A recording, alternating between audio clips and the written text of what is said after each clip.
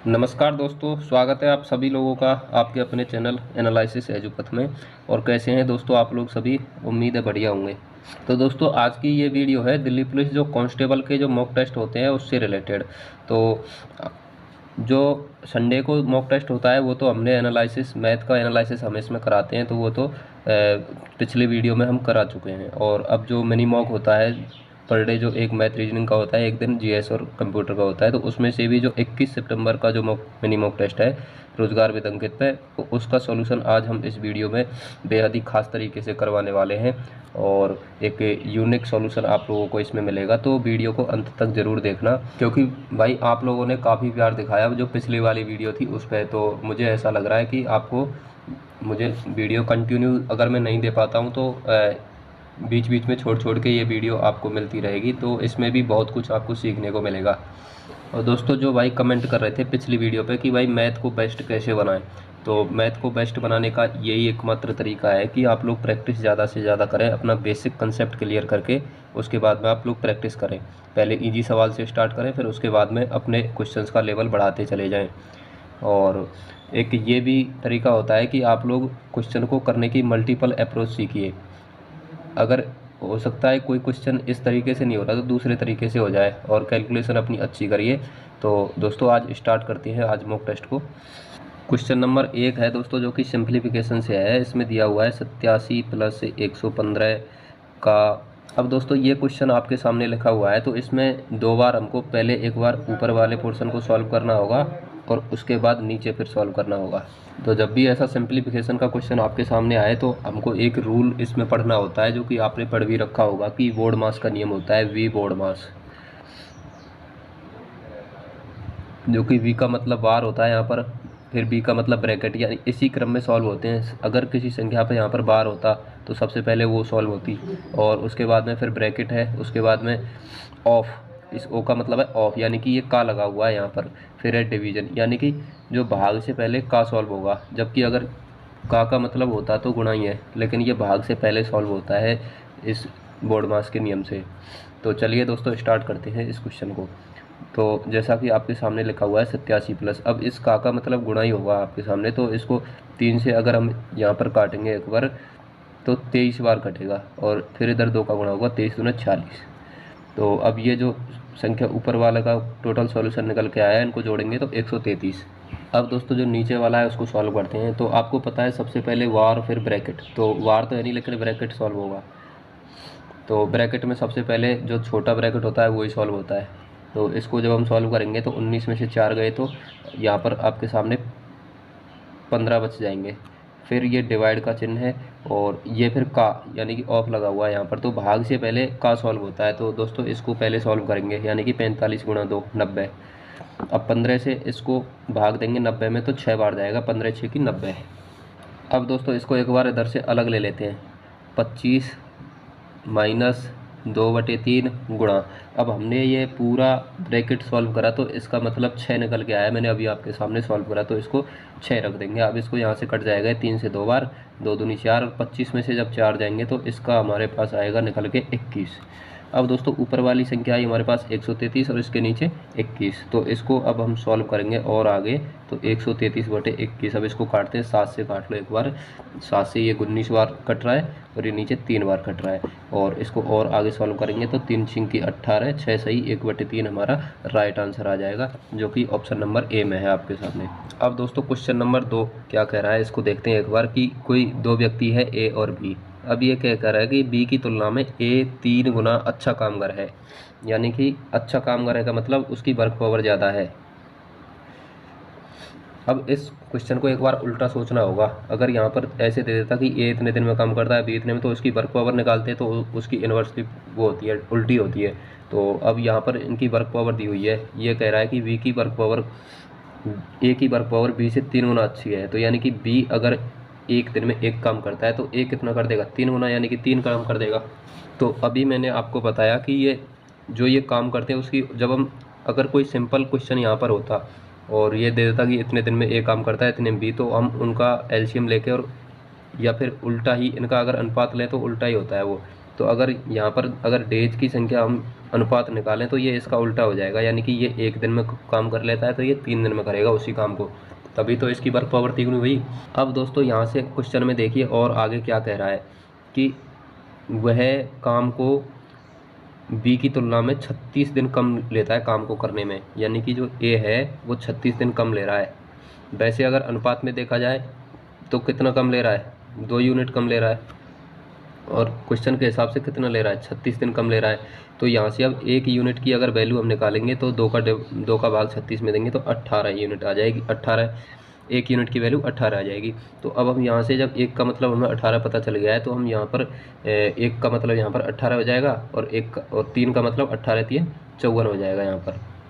तो अब बी काम कर रहा है 54 दिन में, तो उसी काम को ए 18 दिन में कर लेता है। तो अब ये आगे क्या करने के लिए कह रहा है कि दोनों मिलकर उस काम को कितने दिन में करेंगे। तो अब हम एक बात बताओ, आप जब क्वेश्चन करते हैं तो टोटल काम करने के लिए क्या करते हैं, इन दोनों के दिनों का एलसीएम लेते हैं। तो इनका जो एलसीएम है 18 और 54 का एलसीएम क्या है, 54 ही आ जाएगा। और तो ये हमारे पास हो गया टोटल काम। और इनकी वर्क पावर कितनी है, ए की 3 है और बी की 4 है। तो एक दिन में ये दोनों मिलकर कितना काम कर लेंगे, 4 काम कर लेंगे, और टोटल काम कितना है, 54 है। तो इन दोनों को मिलकर कितना टाइम लग जाएगा, 54/4। और ऑप्शन है हमारे पास, जैसे कि इसको और आगे सॉल्व करेंगे तो 27/2 आ जाएगा, 2 से इसको काटेंगे तो ऑप्शन नंबर ए हमारा करेक्ट हो जाएगा। अब चलिए दोस्तों क्वेश्चन नंबर 3 को देखते हैं एक बार। ये हमारे पास क्वेश्चन नंबर 3 है। दोस्तों टाइम तो कम पड़ने वाला है क्योंकि मैं आपको समझा रहा हूँ, अगर सबमिट भी हो जाएगा तो हम दोबारा से इन क्वेश्चंस को खोल लेंगे एक बार, ठीक है। अब क्वेश्चन नंबर 3 को जब हम देखते हैं तो क्या कह रहा है कि ट्रेन ए, एक तो ट्रेन ए है और एक ट्रेन बी है। ट्रेन ए को 800 किलोमीटर की दूरी तय करने में बी से 6 घंटे अधिक लगते हैं। यदि ट्रेन ए की गति दोगुनी की जाती है तो वह ट्रेन बी से 2 घंटे कम समय लेगी। और ट्रेन की गति बतानी है इसमें बी की।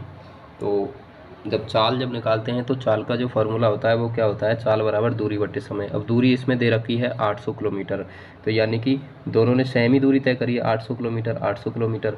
और अब ये क्या कह रहा है कि यहाँ पर समय नहीं दिया हुआ है, लेकिन दूरी बटे समय होता है, चाल की जो फार्मूला होता है दूरी बटे समय होता है। तो समय यहाँ पर हम इसको मान लेते हैं टी एक बार के लिए, या फिर एक्स वाई कुछ भी मान लो आप, टी समय को हम टाइम मान लेते हैं। तो अब ये कह रहा है कि जो ए है उसको 6 घंटे अधिक लगते हैं, तो ए का समय कितना हो जाएगा, t+6 हो जाएगा। क्वेश्चन थोड़ा सा टिपिकल हो सकता है दोस्तों, यही एक क्वेश्चन था जो कि इसमें थोड़ा सा ऐसा लग रहा था, बाकी सभी क्वेश्चन करने लायक थे। तो अब एक तो इसका तरीका होता है कि आप ऑप्शन से भी जा सकते हैं, लेकिन इसको और भी आगे एक बार देख लेते हैं, सॉल्व कर ही लेते हैं। ये फिर आगे कह रहा है कि यदि ट्रेन ए की गति दोगुनी कर दी जाती है तो वह ट्रेन बी से 2 घंटे कम समय लेती है। तो अब एक बार कोई भी फॉर्मूले में इसको ही पुट कर लो। अब ये हमारे पास एक ही चाल हो गई। अब ये क्या कह रहा है कि अगर ये दोगुनी कर ली जाती है चाल, तो दूरी का सूत्र हमारे पास, एक बार दूरी का फॉर्मूला लगा लेते हैं। दूरी का जब फॉर्मूला होता है हमारे पास दूरी बराबर चाल गुणा समय। तो दूरी हमारे पास दी हुई है 800 मीटर बराबर चाल। अब चाल की ये क्या कह रहा है कि अगर चाल दोगुनी कर दी जाए, तो जब दोगुनी चाल हो गई तो 2 गुणा 800/t+6 हो जाएगी, क्योंकि यही तो एक ही चाल है, t+6 हो जाएगी और गुणा टी। तब बाद में ये क्या कह रहा है कि समय बी से 2 घंटे कम लेता है अगर इसकी चाल दोगुनी कर दी जाए तो समय बी को कितना समय लग रहा है, टी, तो इससे 2 घंटे कम समय लेगा, t-2 समय लेगा यानी कि, ठीक है। अब जब हमारे पास अगर टी निकल करके आ जाएगा तो हम इसमें पुट कर देंगे और हमारे पास बी की चाल आ जाएगी, और वही इसमें क्वेश्चन में पूछा हुआ है। तो चलिए इसको आगे सॉल्व करते हैं। इसको यहाँ से काट सकते हैं, 800 से 800 कट जाएगा, ऐसे पैरेलल में कट जाते हैं।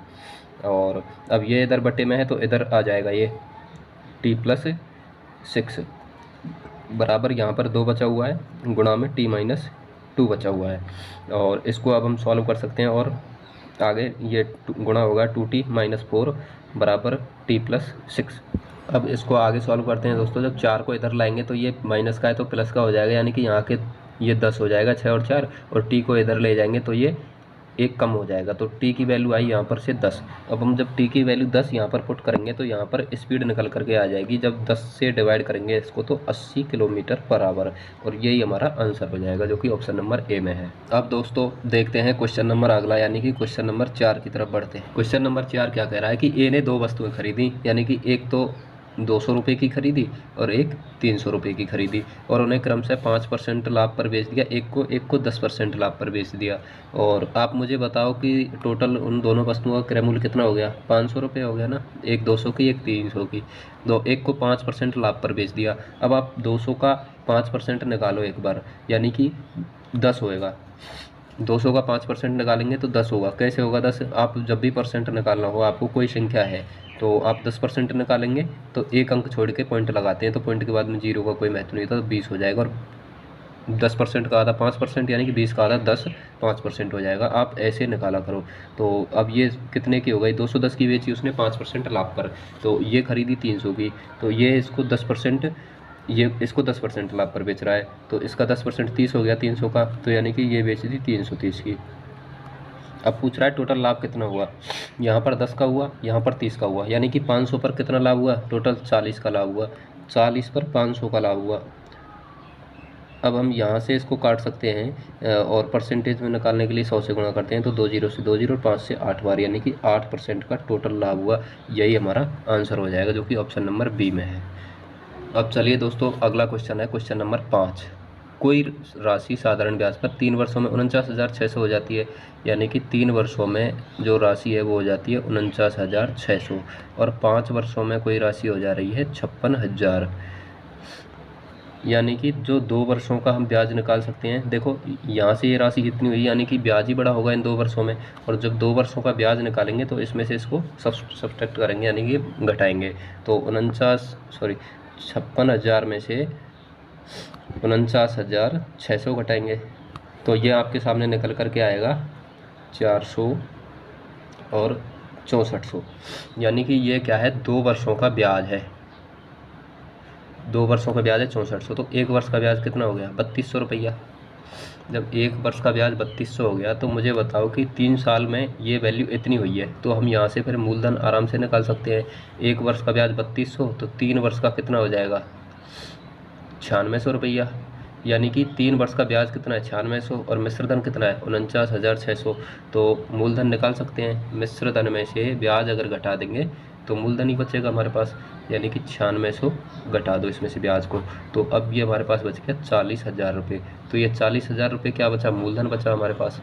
अब क्वेश्चन में पूछा क्या है कि अब ये क्या कह रहा है कि यदि ब्याज दर को 2% अधिक अगर होती ब्याज परसेंट, तो राशि कितने वर्षों में दोगुनी हो जाती, यानी कि ये पहले दर निकालनी होगी, फिर उसको 2% बढ़ा के करना होगा। तो दर जब निकालेंगे तो मूलधन हमारे पास है और 1 वर्ष का ब्याज भी हमारे पास है 3200 रुपये, तो हम दर निकाल सकते हैं, यानी कि 3200 रुपये ब्याज मिल रहा है किस पर? 40,000 पर। तो परसेंट निकालने के लिए 100 से गुणा करते हैं, तो 2 जीरो से 2 जीरो, और यहाँ पर 2 जीरो से ये 2 जीरो, और 4 8 32, यानी कि हमारे सामने जो दर की रेट आई, ब्याज दर, वो आई 8%। तो अब ये क्या कह रहा है कि ब्याज को 2% और बढ़ा दें दर को, तो यानी कि अगर 10% इसकी दर कर दें तो ये राशि कितने वर्षों में दोगुनी हो जाएगी? कौन सी राशि? मूलधन, यानी कि 40,000 रुपये, यानी कि कितने वर्षों में दोगुनी हो जाएगी? तो दोगुनी का मतलब 40,000 रुपये ब्याज के रूप में हमें चाहिए, तो इसका 10% निकालेंगे तो कितना आ रहा है? 4,000। तो 1 वर्ष का ब्याज कितना आ रहा है? 10% से 4,000 आ रहा है, और 40,000 करने के लिए इसे 10 से गुणा करना पड़ेगा, यानी कि 10 वर्ष इसको और लग जाएंगे दोगुनी करने में। चलिए दोस्तों, अब बढ़ते हैं क्वेश्चन नंबर 6 पर। दोस्तों, वीडियो कैसी लग रही है आप लोग ये ज़रूर कमेंट में बताना, और अपने दोस्तों के साथ इसको शेयर करना अगर पसंद आती है तो। दोस्तों, ये क्या कह रहा है कि 4 व्यक्ति हैं ए, बी, सी और डी, इनकी राशि का जो अनुपात है 3:4:8:6 है। वेरी इजी क्वेश्चन है। और ये क्या कह रहा है, इनके बीच राशि का बंटवारा करना है, जो कि टोटल राशि कितनी है? 6342 रुपया, और अनुपात में कितनी दे रखी है? इन सबको जोड़ लेंगे एक बार, तो 8 4 12 और 3 15 और 6 21, यानी कि टोटल कितनी अनुपात में दे रखी है? 21 में। अब इसमें पूछा क्या है? बी और डी के हिस्सों के बीच का अंतर। बी और डी के हिस्सों के बीच अंतर कितना है? 4। अनुपात में देखेंगे एक बार, 2 का अंतर है, तो वही 2 इसके अनुपात से गुणा कर देंगे 2 से। अगर यहाँ पर किसी का और ए का हिस्सा पूछता तो 3 से गुणा करते, लेकिन क्या पूछा है? बी और डी के बीच का अंतर, तो 2 का आ रहा है तो 2 से ही गुणा करेंगे। इसको काट लो एक बार, 21 दिया 63, 4 में नहीं जा रहा 0, 21 दूना 42, तो 302 का डबल हो जाएगा 604 रुपया। यही हमारा ऑप्शन नंबर बी आंसर हो जाएगा। चलिए दोस्तों, अब बढ़ते हैं क्वेश्चन नंबर 7 पर। तो क्वेश्चन नंबर 7 क्या कह रहा है कि 16 पारियों में, अब इसको देखना खास तरीके से कि 16 जो पारियों में जो बल्लेबाज का औसत है 36 रन और अगली पारी में वो 70 रन बनाता है, तो उसका नया औसत क्या होगा। यानी कि वो 70 रन बना रहा है अगली पारी में और उसका नया औसत क्या होगा। अब यानी कि आप एक बार ऐसे सोचो कि अगर औसत 36 ही हम रखें 17 पारियों का, एक पारी और खेल ली ना उसने तो 36 रन बनाता वो, लेकिन वो क्या कर रहा है 36 ना बना के ज़्यादा बना रहा है। कितने ज़्यादा बना रहा है इसको घटा देंगे 70 में से, तो 10 में से 6 गए तो 4 और 6 में से 3 गए तो 3, यानी कि वो 34 रन एक्स्ट्रा बना रहा है, 34 रन एक्स्ट्रा बना रहा है। तो ये 34 जो एक्स्ट्रा बनाया और सबके औसत में तो ये बटेंगे सबको बराबर बराबर, तभी तो औसत निकलेगा। तो 34 रन बना रहा है और जो 17 में बराबर खुद में भी तो बांटेगा वो बढ़ाने के लिए, तो 17 में ये बटेंगे तो कितना, 17 में जब ये बटेंगे 17 भाग लगा यानी कि 2 उन सबका औसत बढ़ जाएगा। जब पहला औसत 36 है तो 2 बढ़ के ये 38 हो जाएगा। तो और यही हमारा आंसर हो जाएगा ऑप्शन नंबर बी। अब दोस्तों इसको टोटल गुणा करके भी कर सकते थे कि जो अगली पारी में वो 70 रन बना रहा है, टोटल 16 गुणा 36 करते फिर 70 जोड़ते उसमें फिर 17 से भाग देते तब भी आ सकता था। लेकिन ये जो स्मार्ट अप्रोच आपको आनी चाहिए और इसको आप चाहेंगे तो मैं किसी दिन एक्सप्लेन अच्छे तरीके से भी कर दूंगा। चलिए दोस्तों अब देखते हैं क्वेश्चन नंबर 8 को। क्वेश्चन नंबर 8 क्या कह रहा है कि ये 100 और 1000 के बीच किसी पूर्णांक के अंकों के जोड़ को उसी पूर्णांक में से घटाया जाए तो परिणामी संख्या हमेशा निम्नलिखित से किससे विभाज्य होगी। तो अगर ये देखने में आपको ऐसा लगेगा क्वेश्चन, लेकिन आप ऐसा करो 100 और 1000 के बीच की बात कर रहा है वो, तो कोई भी संख्या ले लो आप, एक बार के लिए आप 800 ले लो और 800 ये क्या कह रहा है उसके अंकों का योग उस पूर्णांक में से घटाया जाए। तो अंकों का योग इनका 8 आ रहा है तो 8 घटाएंगे तो कितना बचेगा यहाँ पर 792, और 792 अब किससे डिवाइड होगा, तो इनमें से देख लो 792 2 से भी डिवाइड हो रहा है, यहाँ पर 2 ऑप्शन से डिवाइड हो रहा है, ये 2 से भी हो रहा है 9 से भी हो रहा है। चलिए एक और देखते हैं कोई दूसरी संख्या, 712 लेकर के देखते हैं एक बार, 7 और 2 9 और 1 10 हो रहा है, तो इसमें से अगर 10 घटाएंगे तो ये आ जाएगा हमारे पास 702। अब दोस्तों ये जो क्वेश्चन है ये 792 आ रहा है, किसी भी संख्या को लेकर ऐसे घटा लो इसमें 540 आ रहा है। अब ये मुझे इसमें कन्फ्यूजन लग रहा है क्योंकि ये 2 से भी डिवाइड हो रहा है बार बार और 9 से भी डिवाइड हो रहा है, तो इसलिए इसको वैसे 9 आंसर सही माना है, एक बार और इसको क्लियर। अब दोस्तों हम देखते हैं क्वेश्चन नंबर 9 अगला। तो ये क्या कह रहा है कि 60 रुपये प्रति केजी और 80 रुपया प्रति केजी कीमत वाले चावलों को इस अनुपात में मिलाया जाता है 3:2। ये दोस्तों मिक्सचर एंड एलिगेशन का क्वेश्चन है, तो जब भी ऐसा फॉर्मेट आपने देखा होगा एक बार, जब 2 बराबर किसी चीज़ों का मूल्य दिया हुआ है या फिर कोई ब्याज की दर दी हुई है और वो उनको मिक्स करके जब भी देता है तो हम मिक्सचर और एलिगेशन लगाते हैं, तो इसका अनुपात हमारे सामने निकल के आता है जो कि अनुपात दिया हुआ है और इसमें मिक्स पूछा है कि अगर मिश्रण की कीमत क्या होगी। तो जब भी ऐसा हो तो आपको ये करना है कि इन दोनों का गुणा करना है और इन दोनों का गुणा करना है और जोड़ के और इन दोनों के योग से भाग दे देना है, तो इनकी जो बीच की जो मिक्सर की कीमत है वो निकल करके आ जाएगी। तो ऐसा करते हैं चलिए, तो 60 दिया 180 और 80 दूना 160, ये इनका योग आ रहा है हमारे पास 340 और ये 3 और 2 इनका योग कितना हो गया 5 से डिवाइड जब इसको करेंगे 5 से 30 5 40 यानी कि 68 रुपया प्रति केजी हमारे सामने ये निकल करके आई। और इसको आप विस्तार से भी और सोच सकते हैं कि एक बार ऐसे इनका क्रॉस वो होता है, क्रॉस घटाने होते हैं, ये कोई भी संख्या बड़ी छोटी जो भी बड़ी होती है उसमें से छोटी संख्या घटानी होती है। ये 68 है तो इसमें से 60 घटाएंगे और ये इससे बड़ा है तो 80 में से इसको 68 घटाएंगे तब इनका अनुपात निकलता है। तो इसको आप रिवर्स भी सोच सकते हैं। दोस्तों क्वेश्चन नंबर 10 पर हम चलते हैं। तो क्वेश्चन नंबर 10 क्या कह रहा है कि ब्याज की गणना अर्धवार्षिक चक्रवृद्धि ब्याज के दर पर की जाए तो 12,500 की राशि 12% की वार्षिक दर से इसका ब्याज कितना होगा। यानी कि जो मूलधन है वो दे रखा है 12,500 रुपया और ब्याज दर दे रखी है 12%, लेकिन इसमें बात कही है कि अर्धवार्षिक है। तो अर्धवार्षिक में क्या होता है, दर का आधा समय का दोगुना होता है। तो 1 वर्ष का ब्याज पूछा है तो 2 वर्ष हो जाएगा और दर 12% दी हुई है तो 6% हो जाएगी। अब इसको जो निकालते हैं तो इसके निकालने के कई तरीके होते हैं, एक तो सिंपली फार्मूले के हिसाब से निकाल लो और एक ट्री मेथड से निकाल लो, लेकिन एक और मैं बताता हूँ आपके लिए।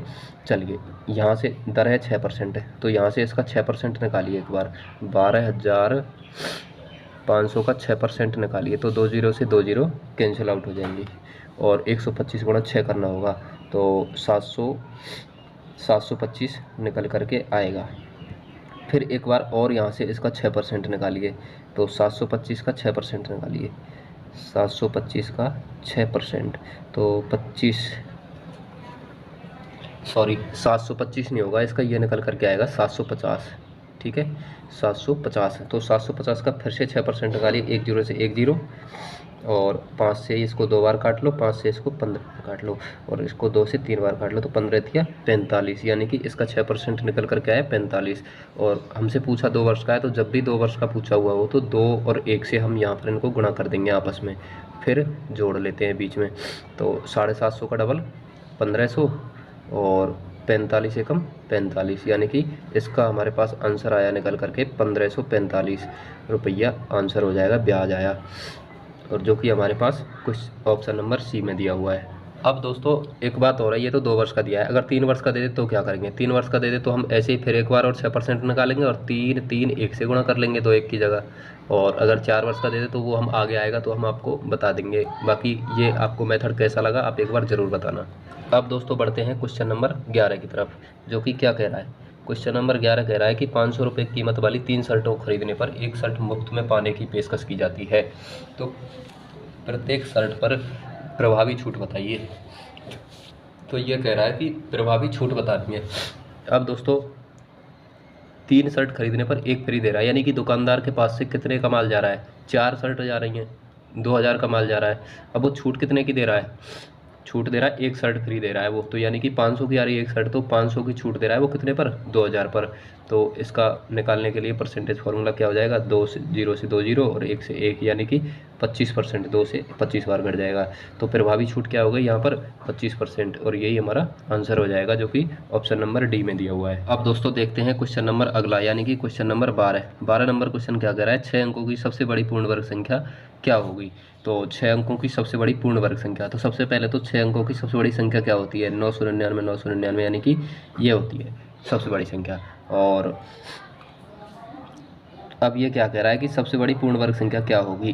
तो यानी कि 6 अंकों की सबसे बड़ी पूर्ण वर्ग संख्या, तो सबसे बड़ी संख्या तो क्या होती है? ये होती है 1 0 0 0 0 0 0,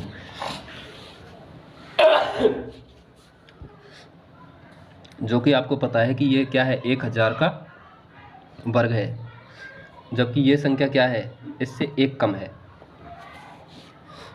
इससे 1 कम है।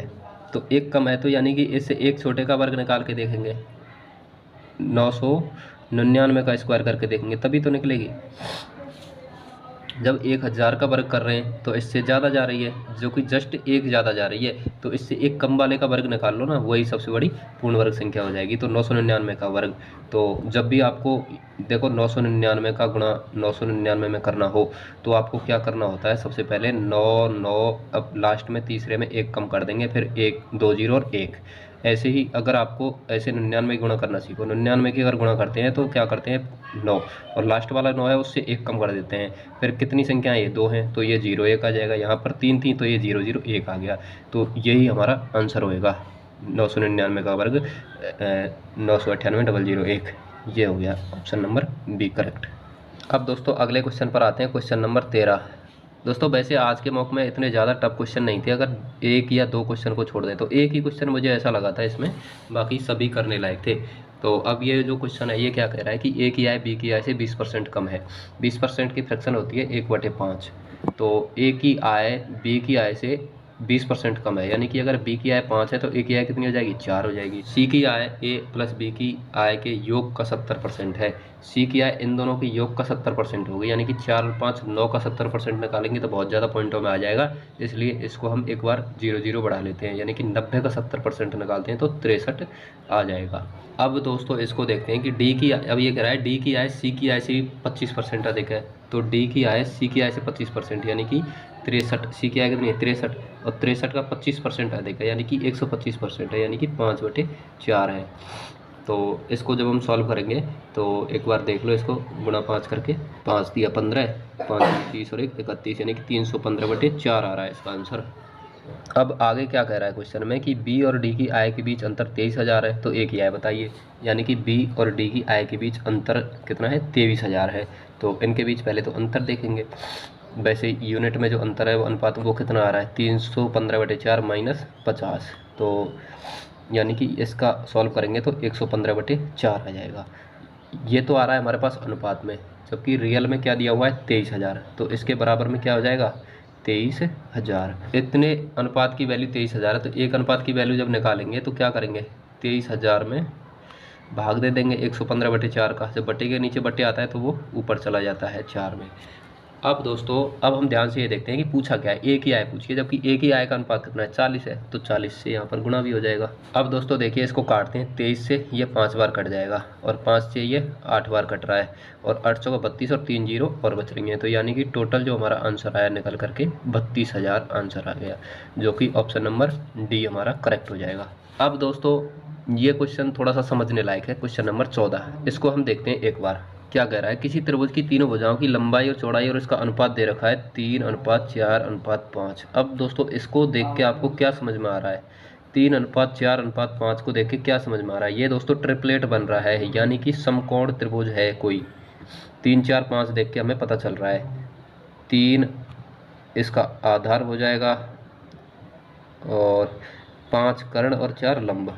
अब दोस्तों इसने एक बात और बोली है कि इस त्रिभुज की सबसे बड़ी भुजा और सबसे छोटी भुजा के बीच अंतर है 3.8, जबकि इसमें अनुपात में कितना अंतर है, सबसे बड़ी भुजा कौन सी है 5 और सबसे छोटी है 3, तो इनके बीच में अंतर अगर हम देखें तो कितना आ रहा है 2 का आ रहा है अंतर, जबकि रियल में कितना आ रहा है, ये तो हमारे पास यूनिट है यार अनुपात है, जबकि रियल में कितना आ रहा है 3.8। और अब यहीं से हम एक अनुपात की वैल्यू निकालेंगे तो वो आएगी 1.9। अब जब अनुपात की वैल्यू हमारे पास आ गई तो हम किसी की भी वैल्यू निकाल सकते हैं। तो हमें क्षेत्रफल निकालने के लिए क्या चाहिए, आधार चाहिए और ऊंचाई चाहिए। तो आधार 3 यूनिट की वैल्यू पहले तो हमें निकालनी होगी, तो इसकी वैल्यू आएगी 5.7 और 4 यूनिट की जब वैल्यू निकालेंगे तो वो कितनी आएगी 7.6। तो क्षेत्रफल निकालने का फॉर्मूला होता है त्रिभुज का 1/2 गुणा आधार गुणा ऊंचाई। तो 1/2 गुणा आधार कितना है 5.7 आया अभी निकाल, और ऊंचाई कितनी है 7.6 है।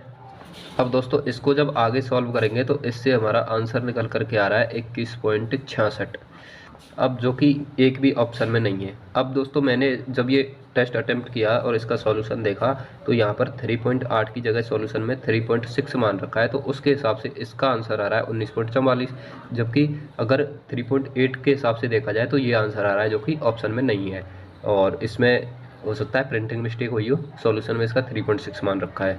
अब दोस्तों देखते हैं क्वेश्चन नंबर 15 को, कि एक व्यक्ति अपनी कुल यात्रा का 3/7 भाग तो ट्रेन से ट्रेवल करता है और 5/14 भाग बस से ट्रेवल करता है और शेष 3 किलोमीटर दूरी पैदल ट्रेवल करता है, यानी कि इन भागों से अगर शेष जो बचेगी वो दूरी होगी 3 किलोमीटर। अब ये पूछ रहा है कि उसके द्वारा तय की गई कुल दूरी कितनी है। कुल दूरी कैसे निकालेंगे, देखो कि ये जो हिस्सा है इसने 3/4 और 3/7 और 5/14 दूरी इसने तय करी, यानी कि अब हम टोटल दूरी कितनी मानेंगे 14 मान लो, एक बार इनका एलसीएम मान लो दोनों का, टोटल दूरी 14 है, तो उसने 3/7 किससे सफ़र कर ली, ट्रेन से सफ़र कर ली, तो ये इसका 3/7 कितना हो गया 6।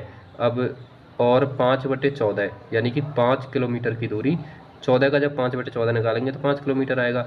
अब दोस्तों ये दूरी इन्होंने तय कर ली 14 में से, जो कि 6 और 5 11 किलोमीटर दूरी तय हो गई। अब जो बची हुई दूरी है वो कितनी बची है 3 किलोमीटर बची 14 में से, तो अगर ये तो एग्जैक्ट ही बैठ गया 3 किलोमीटर, तो टोटल दूरी कितनी हो गई 14। अगर इससे अलग आता तो हम इसको कंपेयर करके फिर 14 की वैल्यू निकालते, तो यानी कि टोटल जो दूरी उसने तय करी वो करी 14 किलोमीटर।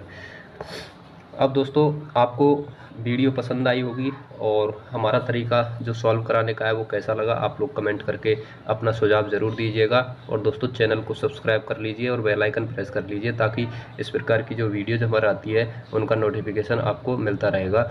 जय हिंद दोस्तों, नमस्कार, थैंक यू।